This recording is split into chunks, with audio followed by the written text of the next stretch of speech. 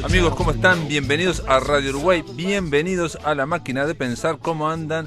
Espero que anden bien y bienvenidos a Emisora del Sur. Siempre me olvido que estamos saliendo también por Emisora del Sur. Un abrazo a los amigos que nos están escuchando por Emisora. Estamos con Carolina de Cuadro en la producción de este programa. Dios mío, cómo empezó el programa. Y con Martín Cuagliata controlando ahí los controles, valga la redundancia, de La Máquina de Pensar.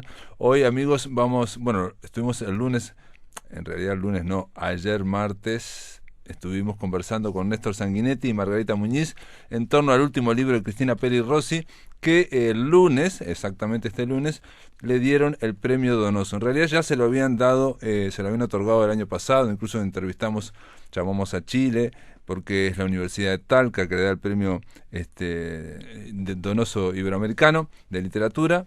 Pero ahora se hizo efectivo, son una medalla, es un premio, son $50.000 y realmente ahora lo recibió, como estamos en pandemia, lo recibió por teléfono, estuvo allá, mandó un video y fue dado en estas condiciones, ¿no? En Chile también hay cuarentena, pero vamos a escuchar qué dijo Cristina Peri Rossi este lunes cuando aceptó el premio Donoso. Una mañana en Barcelona sonó el teléfono de mi casa y cuando escuché la voz no la reconocí. Era una voz que me comunicaba que se me había sido concedido el Premio Internacional de Letras José Donoso del 2019. Enseguida dije, pero no puede ser, yo no me presenté. Y la misma voz me contestó, es que es un premio al que no hay que presentarse, lo concede un jurado.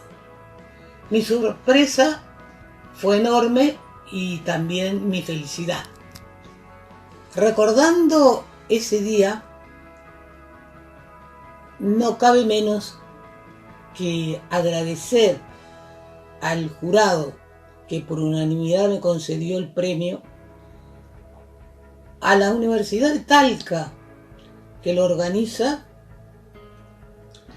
y a todos aquellos que todavía hacen de la literatura un medio de comunicación, de expresión y de emoción. Recibo este premio a la vejez y cuando una terrible pandemia azota a la humanidad, para recordarnos quizás aquello que el gran poeta ciego metaforizó en el canto sexto de la Ilíada. Cual la generación de las hojas, así la de los hombres. El invierno esparce las hojas por el suelo y al llegar la primavera, otras hojas renacen. Del mismo modo, una generación humana nace y otra perece. Contra cualquier vanidad, somos las hojas de esos árboles que nacen y mueren sin saber por qué. Para no ser tan solemne, como me hubiera aconsejado mi amigo Julio Cortázar, voy a recordarles que una película famosa, Lo que el viento se llevó, también me hace pensar que somos las hojas que el viento se lleva. Así recibía de manera virtual el Premio Iberoamericano de Letras José Donoso que da la Universidad de Talca Cristina Peri Rossi. Y bueno, ustedes saben que nosotros tenemos una sección que se llama Cuando pasa por la voz y seleccionamos poesía leída en este caso por Cristina Peri Rossi. Vamos a escucharla, poemas de su autoría. ¿Qué ocurre cuando el cuento y la poesía pasan por la voz? La palabra a través de la garganta y junto al corazón transforman al texto. Cuando pasa por la voz, un espacio para oír la voz de poetas y narradores.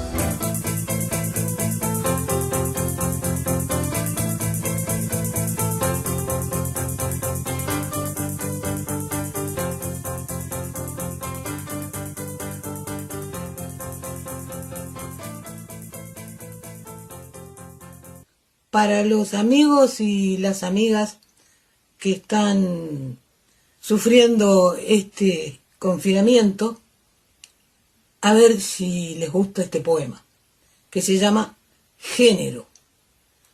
Hay días en que me despierto muy hombre y te miro con deseos de posesión. Y no me importa si te resistes, me excita mucho más. Y te haría un hijo como cumbres borrascosas, y después te abandonaría ufano, silbando fuerte, y mi ego se hincharía como el pecho de un urogallo macho, presumiendo de mi fuerza y de mi poder. Y no escucharía tus quejas ni demandas, soberbio, ebrio de mí mismo, como Narciso mirándose en el espejo. Pero hay días en que me despierto muy mujer y te miro dormir ensimismada y te contemplo como una reliquia antigua de gran valor, como un cántaro romano en el fondo del océano, y te acaricio suavemente, tan suavemente que no lo sientes. Ay de ti que duermes navegando. Y a tu lado espero con deseo y con ternura que despiertes, bella y ronroneante como una gata persa. Hipótesis científica. Nada dice acerca del amor la hipótesis biológica de que se trata de una reacción química.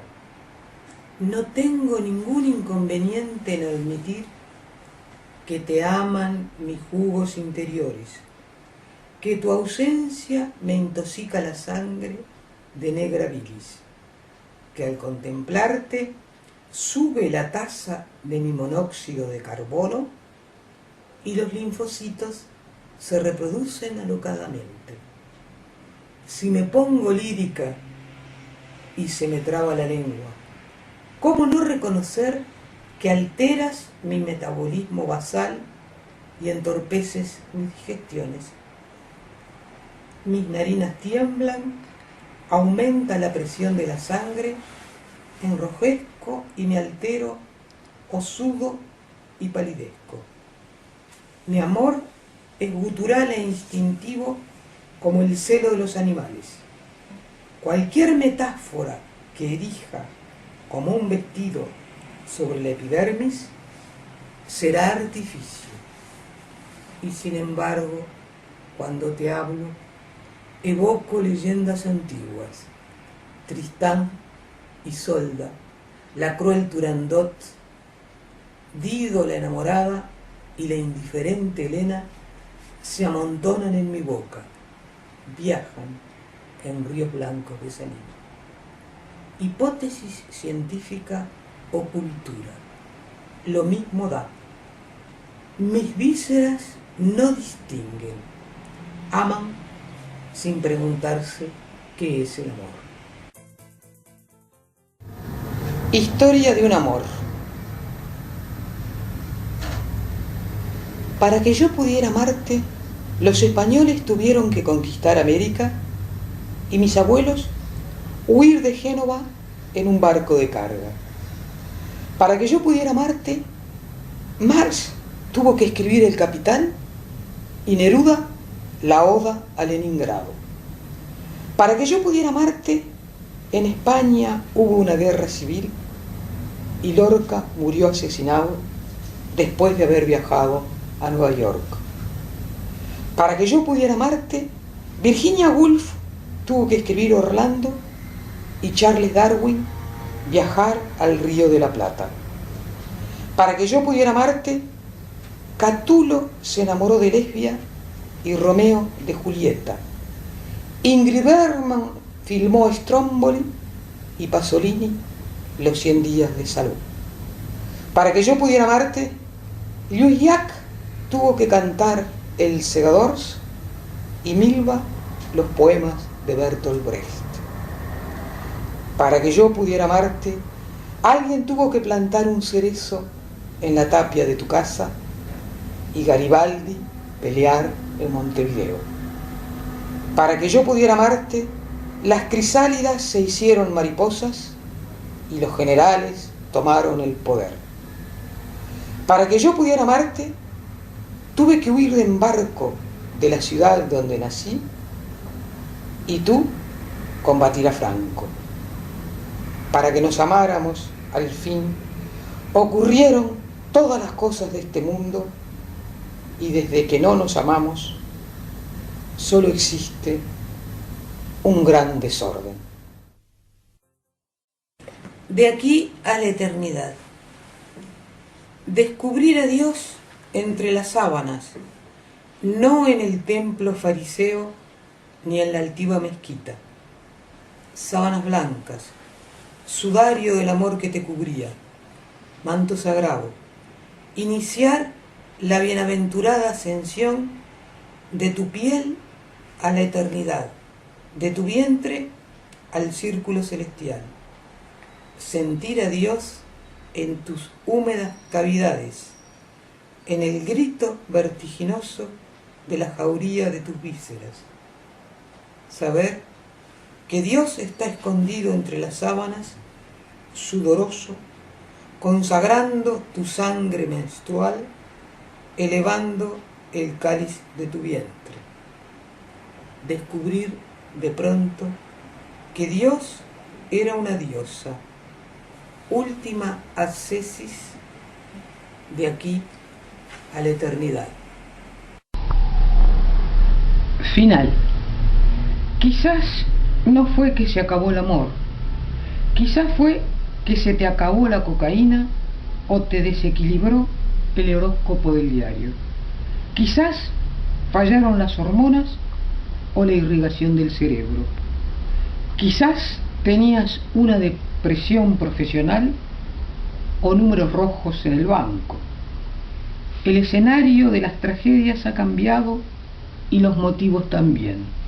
Ya no hay amores insensatos, sino aburridos acoplamientos programados. Solo en la página el amor toca a rebato para que nadie se manche las manos ni sufra demasiado. Mi casa es la escritura. En los últimos 20 años he vivido en más de 100 hoteles diferentes. Algonquin, Hamilton, Humboldt, Los Linajes, Gran Palace, Víctor Alberto, Reina Sofía, City Park. En ciudades alejadas entre sí, Quebec y Berlín, Madrid y Montreal, Córdoba y Valparaíso, París y Barcelona, Washington y Montevideo. Siempre en tránsito, como los barcos y los trenes, metáforas de la vida. En un fluir constante, ir y venir. No me creció una planta, no me creció un perro, solo me crecen los años y los libros que dejo abandonados por cualquier parte para que otro, otra, los lea, sueñe con ellos. En los últimos 20 años he vivido en más de 100 hoteles diferentes, en casas transitorias como días, fugaces como la memoria. ¿Cuál es mi casa? ¿Dónde vivo? Mi casa es la escritura. La habito como el hogar de la hija descarriada, la pródiga, la que siempre vuelve para encontrar los rostros conocidos, el único fuego que no se extingue.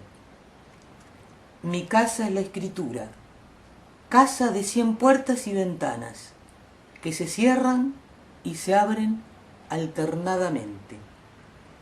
Cuando pierdo una llave, encuentro otra. Cuando se cierra una ventana, violo una puerta. Al fin, puta piadosa, como todas las putas, la escritura se abre de piernas, me acoge, me recibe, me arropa, me envuelve, me seduce, me protege, madre omnipresente. Mi casa es la escritura, sus salones, sus rellanos, sus altillos, sus puertas que se abren a otras puertas, sus pasillos que conducen a recámaras llenas de espejos donde yacer con la única compañía que no falla, las palabras. Asombro. Enséñame, dices, desde tus 21 años ávidos, creyendo todavía que se puede enseñar alguna cosa. Y yo que pasé de los 60, te miro con amor, es decir, con lejanía. Todo amor es amor a las diferencias, al espacio vacío entre dos cuerpos, al espacio vacío entre dos mentes, al horrible presentimiento de no morir de a dos.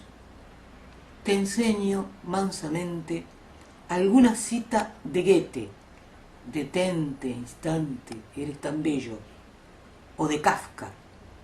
Una vez hubo una vez una sirena que no cantó.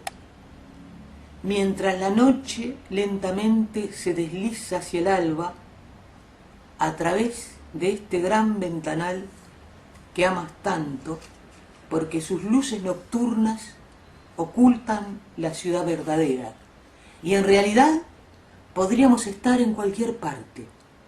Estas luces podrían ser las de New York, Avenida Broadway, las de Berlín, Constanzerstraße, las de Buenos Aires, Calle Corrientes. Y te oculto la única cosa que verdaderamente sé.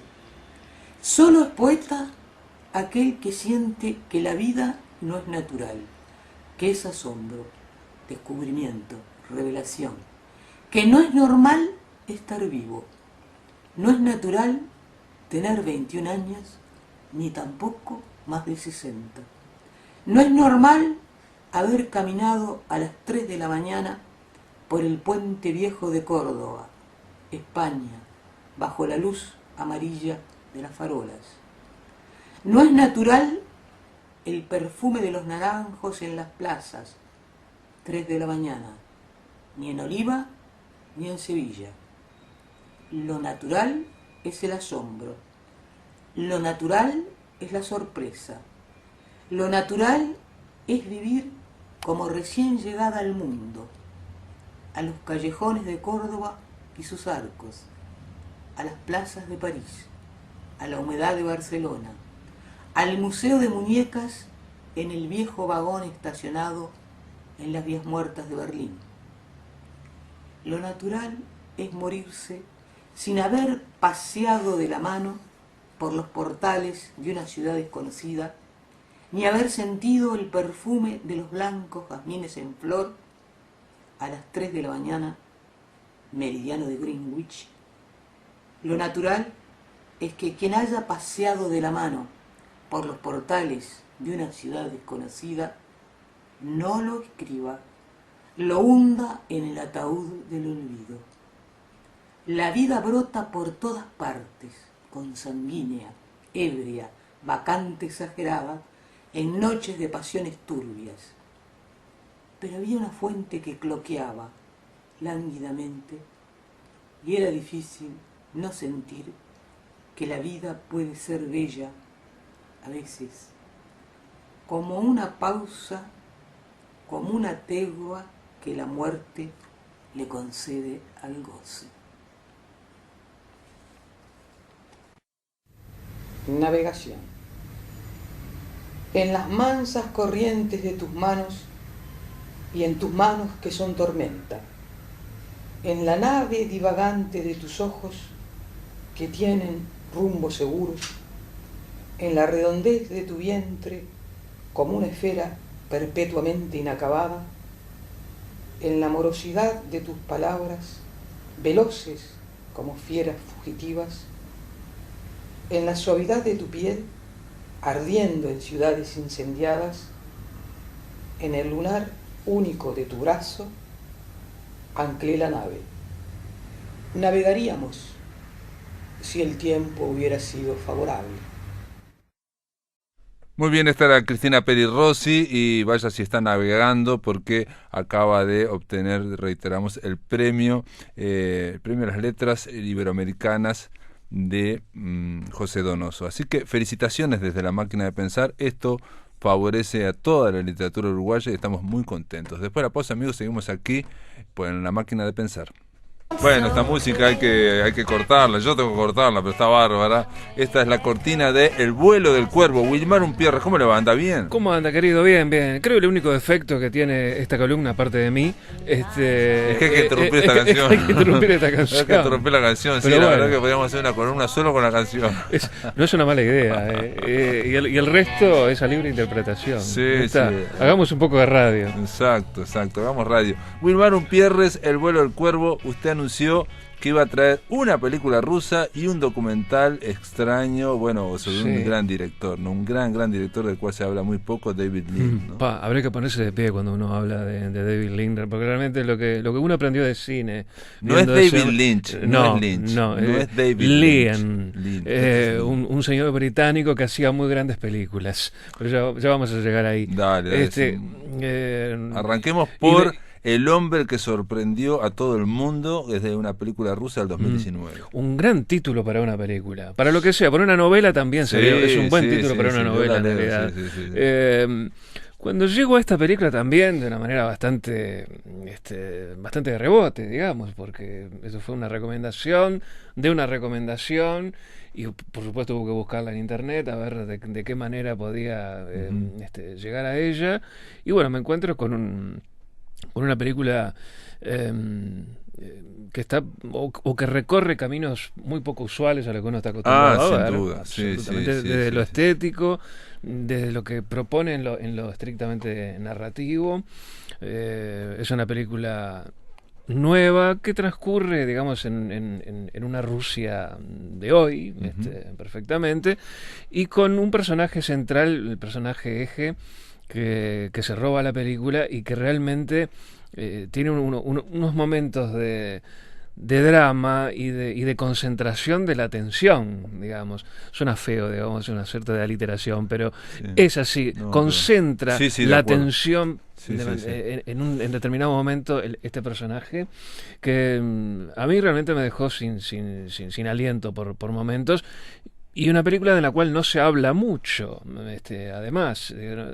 Se habla de esta película, pero en la película se habla poco. Exacto. En el mundo no se habla de esta película. Sí, en el mundo no se habla. Pero en la película tampoco se habla mucho. En la película se habla poco y el comienzo, lo que decías, una película rusa, que ya nos saca un poco de todo lo que estamos viendo en Netflix, que es todo como un mundo que, digamos, que se está... digamos, fagocitando a sí mismo, digamos, no quiero hablar mal porque yo también veo mucho claro, Netflix, pero hay una pasteurización, digamos, de la propuesta. Y hay como una homogeneización, se va por más que vengan una miniserie polaca, bueno, cumple unos requisitos, estándares y unos cánones. Que son todos los requisitos estándares del cine anglosajón, básicamente. Que es prácticamente lo que se ve hoy en las grandes plataformas, más allá del origen, digamos, el seteo, digamos, de lo que uno está viendo, es prácticamente lo mismo. Cernidor, todo pasa por un cernidor, entonces todo tiene una cierta estructura. En esta película rusa, ¿no? Yo cuando comienza digo, no puede ser más rusa. Empieza con el muchacho, digamos, a su pareja le está tapando los oídos. Egor, el personaje. Egor, y ahí comienza la película y está, típica película rusa, está 5 minutos en silencio y tapando los oídos, ¿no? El tema del silencio, ¿no? Y yo dije, más rusa no puede empezar esto porque... Más Einstein no puede ser. Es como diciendo, todo lo que decís vos, el seteo de que hay que contarme todo rápidamente, acá es todo lo contrario. Todo lo contrario. Y la película se toma un rato largo en ponerte frente a la historia, en realidad. Se va, digamos, desnudando de a poquito la trama. Es un guardabosque en un pueblito muy chiquito, muy pobre, de un lugar de Rusia, de estos rurales, ¿no? En la taiga, allá en el norte, es un guardabosque, es un personaje que, anda con su rifle y supuestamente tiene que estar custodiando esa floresta, digamos, con muy poca gente en la vuelta. Sí, cero presupuesto, está él, una lancha, y bueno, tiene una esposa que planta choclos ahí, un niño hermoso, y esto es el inicio de toda la película. Sí, ¿no? parece Pero está ser muy bien. que lleva una vida, llamémosle normal, para lo que puede ser la vida normal en esa época, en esa zona de ese país enorme, en una época donde no hay nieve, evidentemente. Claro, claro. Imagínate eso con 40 grados bajo cero. Pero bueno, este hombre que aparentemente tiene una vida monótona, si se quiere, un día recibe una noticia, que no es muy buena, por cierto, y bueno, decide pegar un volantazo en su vida, un volantazo de 180 grados. Sí, bueno, pero- recibe una noticia muy mala de su salud, pero también le pasa un hecho en el bosque, porque es Exacto. una cuestión muy natural, está buscando y pasa un hecho que, bueno, que está obligado a matar a 2 personas que, digo, lo atacan, en fin, una serie de cosas, Exacto. y pero no deja de ser alguien que se defendió y mató a 2 personas. Sí, ¿no? O sea, ya entra un matar a una crisis. persona y las cuestiones morales. Sí, entra en una porque- especie de crisis también. Porque, bueno, acaba de matar a alguien, Ujú, ya sea por el motivo que sea, no importa. Sí. Le acaba de quitar Absolutamente la vida. justificado, si no Sí. lo mataban a él, en fin, lo que fuere, pero y entonces ahí se descubre que el hombre tiene, bueno, una enfermedad que le quedan 2 meses. Sí, tiene un cáncer, los médicos le dicen de que con suerte Ujú. y con un poco de viento a favor le quedan 2 meses de vida. Y bueno, Que arregle sus cosas. decide, claro, arregle, Dice- arregle su vida, no deje cabos sueltos, solucione lo que tenga que solucionar y vaya sabiendo de que va a tener una muerte más o menos cercana. El peor escenario imaginable que uno puede llegar a tener en la vida. Claro. Y bueno, el hombre toma algunas decisiones. Sí. Bueno, Efectivamente. cuando descubre la esposa lo que está pasando, él lo intenta ocultar, bueno, hace lo que se hace a alguien, digamos, de esa aldea rural, y juntar dinero entre todos para tratar de llevarlo al médico. Los médicos dicen no lo queremos atender porque ya todo el mundo está con...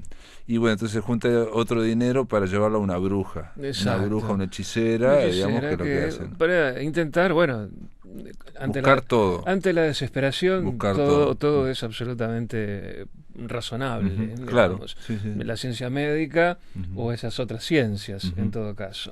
Y uno ve también una austeridad absoluta en los Sí, recursos, sí. en el hospital donde se atiende. Todo. O sea, todo es de una Si, austeridad. si está hablando de la Rusia de ahora, en ese está bravo, ¿no? Está bravo. Porque esos sí, hospitales parecen sí. del año 50. más o Tranquilo, menos. sí, eso es previo a la Guerra Fría, Sí. prácticamente. La misma estética que uno podía llegar a ver en Chernóbil, en la serie, bueno, uno la puede ver ahí perfectamente. Pero acá Eh, estamos al lado, como decís vos, de los bosques, estamos al lado de la Exacto. naturaleza y bueno, como que hay todo Y- menos gente. Exacto, muy poca gente. Y bueno, esa vida que aparentemente transcurría con cierta naturalidad, que obviamente se ve trastocada por la noticia de los médicos. Y bueno, y esa decisión un poco folclórica de, bueno, recurrir a una bruja, a una hechicera. Sí. Bueno, acá también se hace en el interior profundo. Sí, el no hay que tema de buscar los- mucho tampoco. el tema de ¿no? los antiguados Sí, y todos sí. esos temas. Y bueno, también recurrir a eso.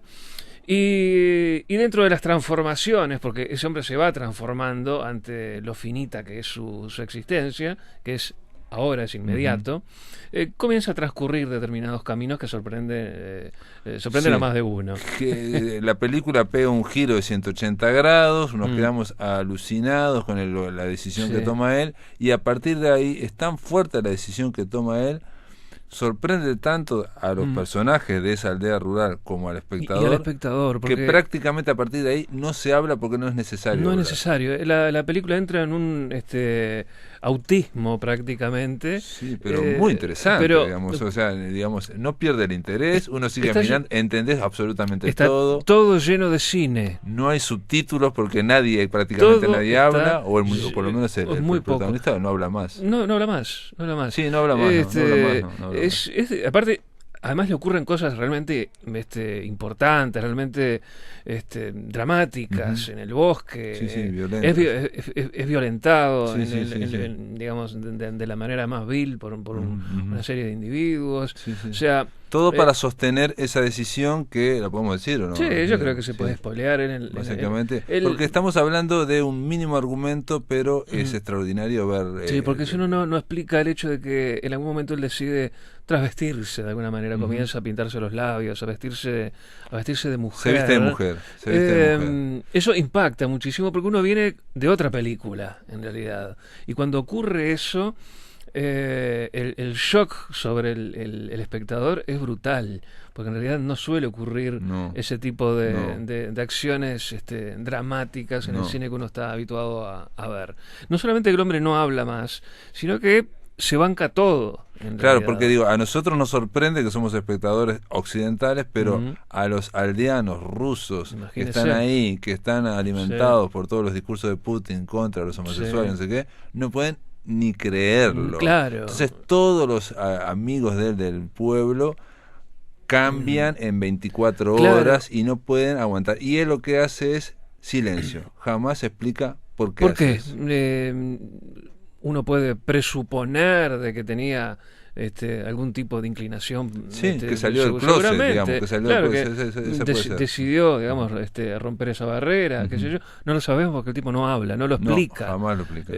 Y ahí está el embrujo de la película, ahí está la belleza del cine. Ese es el papel del cine, en definitiva. Sí.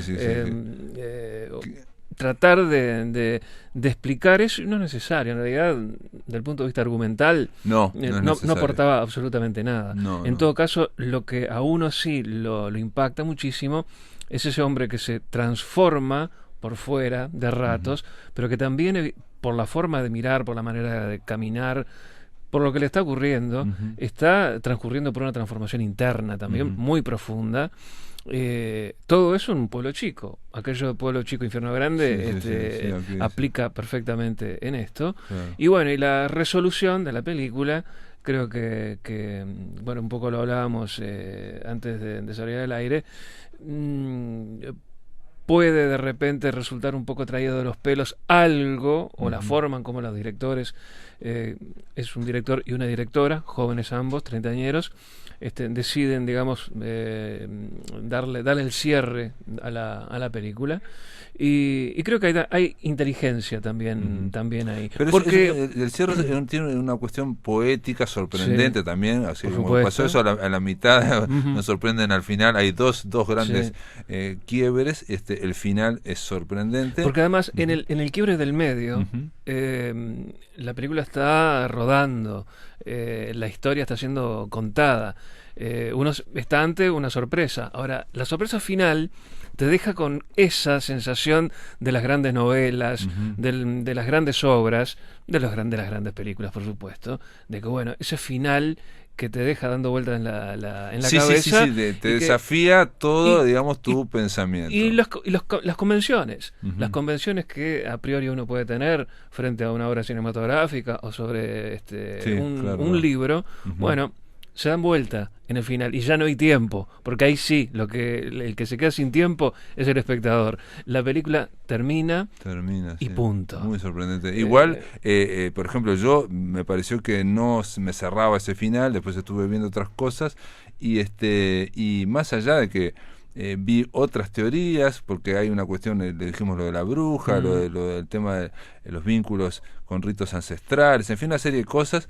Pero no importa, digamos. O sea, lo que quedas impactado, quedas pensando, y aparte, reitero, una película que en la mitad, casi en el 50%, el protagonista no vuelva a hablar nunca y que sea súper entretenido y que uno lo entienda perfectamente todo lo que está pasando. No te perdés de que nada. Hay mucha violencia, muchas cosas, todo eso. Es un ejercicio cinematográfico. Qué pedazo de actor, además, hombre. Bueno, otra vez ya lo hemos dicho, esta gente sabe de hacer cine y saben actuar. Lo que hace ese actor es un prodigio.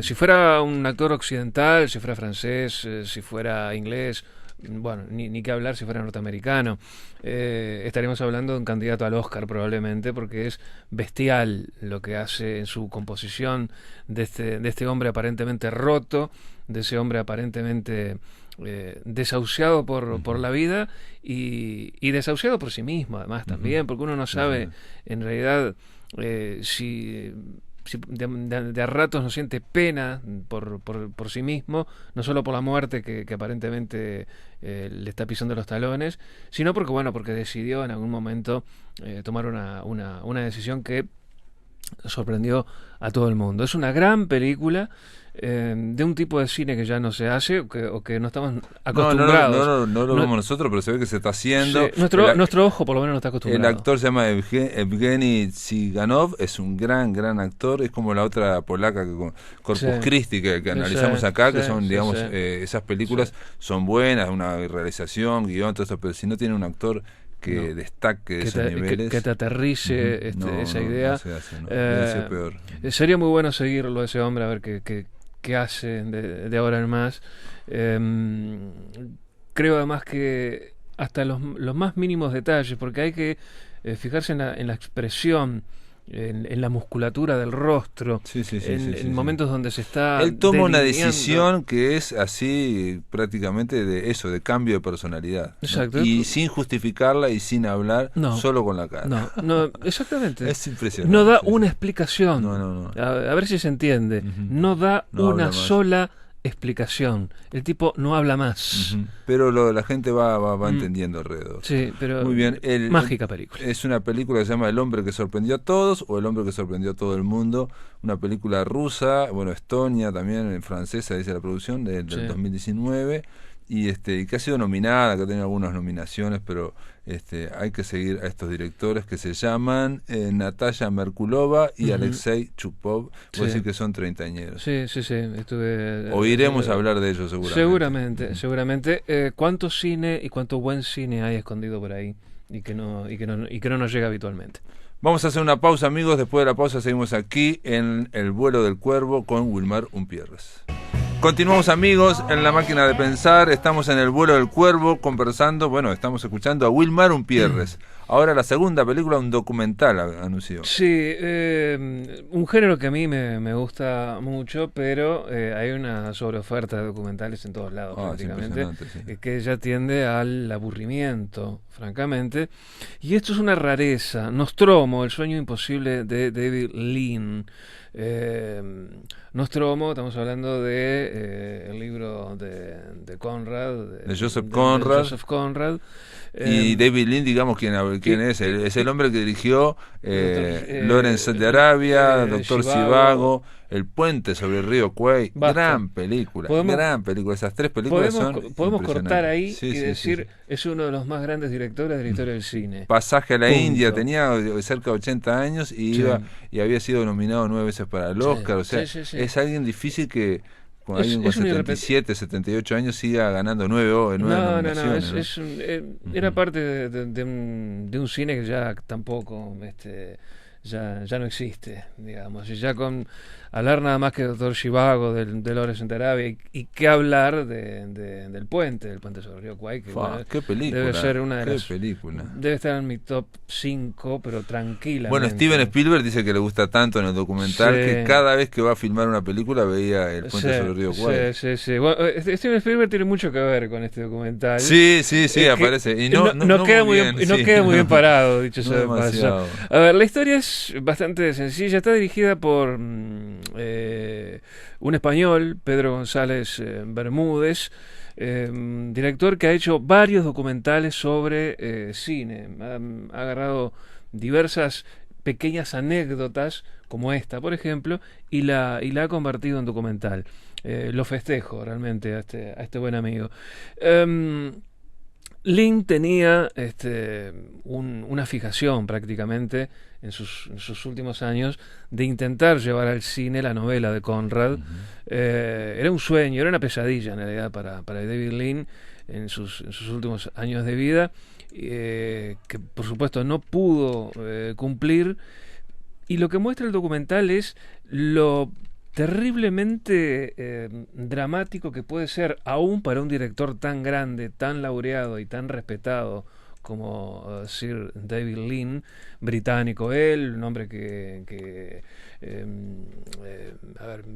venía de cierta aristocracia cinematográfica. Un hombre que había participado primero como montajista en grandes películas. A mí me llamó la atención, Breve Encuentro, por ejemplo, que es una gran película. Y él reivindica esa tarea, que él aprendió mucho del cine en la sala de montaje, lo cual puede ser bastante razonable. Que se construye ahí una película, dice él, y dice entre otras cosas, por ejemplo, que cada película es una escena, y lo importantísimo de que el último fotograma de donde se termina una escena sea impactante para que enganche la atención del lector, del espectador, y pase a la primer fotograma de la segunda escena, y que sean tanto el principio como el comienzo del otro sean sorprendentes. Tiene que ser potente. Plásticamente, visualmente. A mí me sorprendió muchísimo esa concepción, ¿no? De terminar una secuencia, de iniciarla y terminarla de manera potente y unirla a la próxima. Bueno, si uno recuerda el puente sobre el río Kwai, es una obra de orfebrería prácticamente, donde una imagen poderosa se une a otra imagen poderosa. Era un director increíble. Sí. Y bueno, demoraba mucho en hacerla. También hizo de 2 películas sobre Dickens, Oliver Twist, y la otra se llamó, bueno, ahora no me acuerdo, pero bueno, no importa. Pero estamos hablando de alguien importante para la industria y para la historia del cine, y los problemas que tenía este hombre para llevar, primero para financiar la película, para lograr producir la película. Ahí es donde entra Steven Spielberg, que era un enamorado de la obra. Y que estaba en el máximo apogeo, estaba por filmar El Imperio del Sol de Steven Spielberg, y lo amaba tanto a este hombre, a David Lean, que porque era el cine con mayúsculas, que se ofrece para ser productor de la película. O sea, conseguir la plata, pelearse con los estudios, con los bancos, con lo que sea necesario para llevar adelante ese proyecto. Un Spielberg que estaba a medio paso de convertirse en el rey Midas del cine, ¿no? Un director que toca cualquier cosa y lo convierte en oro prácticamente. Bueno, no queda muy bien parado, como decíamos en este documental, porque en realidad Lean le entrega un guión con lo que era, digamos, su película, lo que él se imaginaba y de la manera que con el guionista pensaba. Christopher Hampton, que es un gran, antes de que fuera el guionista y director de Las Relaciones Peligrosas, y uno de los grandes dramaturgos ingleses. Estamos hablando de la aristocracia de la industria del cine, elegido por el propio David Lean. Absolutamente. Y algo que le molestó mucho a David Lean es que la devolución que tiene de ese guión de Spielberg le molestó un poco bastante, se podría decir, porque le cambió algunas cosas, lo marcó, lo rayó. Él no estaba muy acostumbrado a ese tipo de trato, digamos. Él estaba acostumbrado a hacer básicamente lo que quería, ¿no? Básicamente. Se hacía lo que él decía, punto. No había mucha capacidad de negociar con David Lean. Y bueno, Spielberg le devuelve un guión todo tachado, todo marcado, todo reescrito, y eso, bueno, erosionó bastante la relación entre ellos. Incluso el propio David Lean dice en algún momento, bueno, me generó un sentimiento muy desagradable, y diría que no me lo esperaba, y hubo una sorpresa ahí por parte del veterano director, que vio como que de alguna manera era ninguneado por ese joven. Lo que ve ese director también es que van pasando, digamos, tiene el poder, porque realmente Pasaje a la India fue un éxito, y reitero, 9 nominaciones, pero ya la edad comienza a ser un impedimento. Y entonces un director joven, que lo admira mucho, pero que le marca algunas cosas, y ahí ya tenemos distintas visiones, ¿no? Él dice, pero yo no me meto en la película de él que no se meta en la película mía, ¿no? O sea, claro, pero el cine ya había cambiado. Ya iba cambiando, y aparte una y otra vez aparece, él lo dice, que la figura de los productores, lo hemos hablado acá en esta columna, en realidad los productores lo que hacen, siempre aparecen como los malos, pero los verdaderos malos son los bancos. Exacto, que son los que financian. O sea, los productores hablan con los bancos. Exacto. Y son ellos los que dicen, vía libre o no. El que decide el futuro de una película es un ejecutivo bancario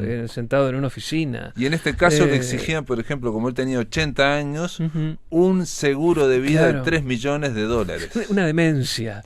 Le estabas pidiendo un seguro de vida a David Lean. Pero por la inversión. Y lo otro que le exigen es que ponga un director suplente. Y ¿cómo suplente? Si yo estoy, si la primera semana faltás, entra el otro. Exacto.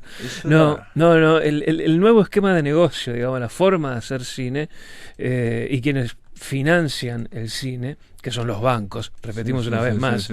Se puede, Hollywood puede filmar las películas, pero los que decide es el Chase Manhattan o cualquier otro banco en Nueva York. O sea, es así como funciona este negocio, punto. Pero funcionó cuando Orson Welles quisieron quemar la película. El último fue ir a hablar con el directorio y por suerte encontró la esposa de alguien que le perdonó el Ciudadano Kane, y gracias a eso tenemos Ciudadano Kane, ¿no? Claro. Entonces, siempre es así, es un tema. Las películas las hacen los banqueros, y este documental maravilloso que también se encuentra en internet, búsquenlo porque está allí.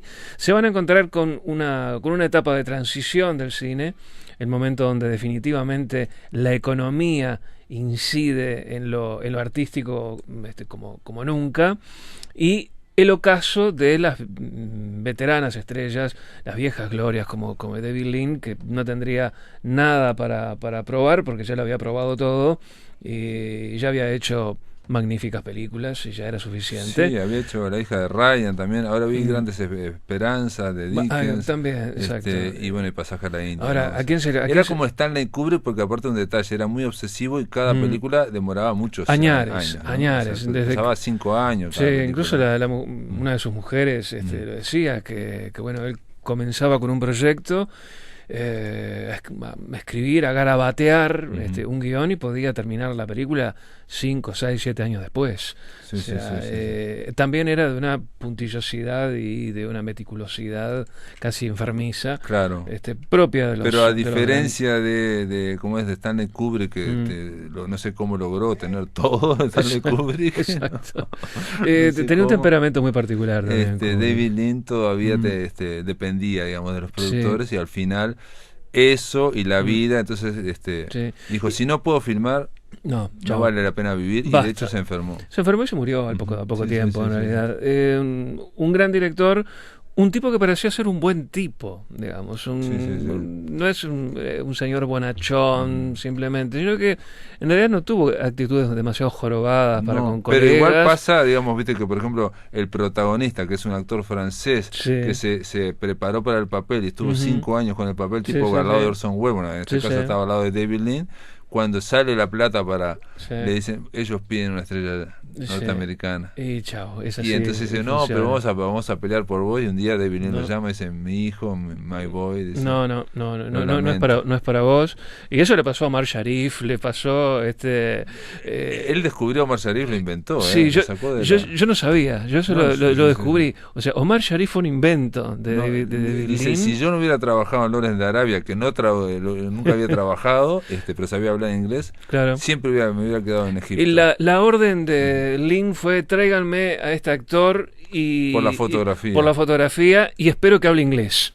Es lo único que le fue así. Omar Sharif lo considera su padre, Muy bien. Un gran documental. Nostromo, el sueño imposible de David Lean, vale la pena. Aparte aparece mucha gente hablando, Hugh Hudson, aparece Christopher Hampton, aparece mucha gente hablando, muy interesante, sobre Joseph Conrad y sobre David Lean, sobre todo. Vean todo el cine de David Lean que puedan, y lean a Conrad, que nunca está de más leer a Conrad. Muy bien, amigos, se terminó La Máquina de Pensar. Gracias por estar, Cuervo. Un abrazo, como siempre. Muy bien. Y mañana vamos a estar entrevistando a Rodolfo Fuentes, amigos, diseñador gráfico, autor del libro Del plomo al píxel, una historia del diseño gráfico uruguayo. Este libro ganó los fondos concursables. Y vamos a llamar a Chile para La Auténtica Rocola para hablar, para abordar. Patricio Hidalgo va a abordar la canción Mojándolo Todo, una de las canciones más eróticas de Luis Eduardo Aute. Esto es todo, amigos, que lo pasen muy bien.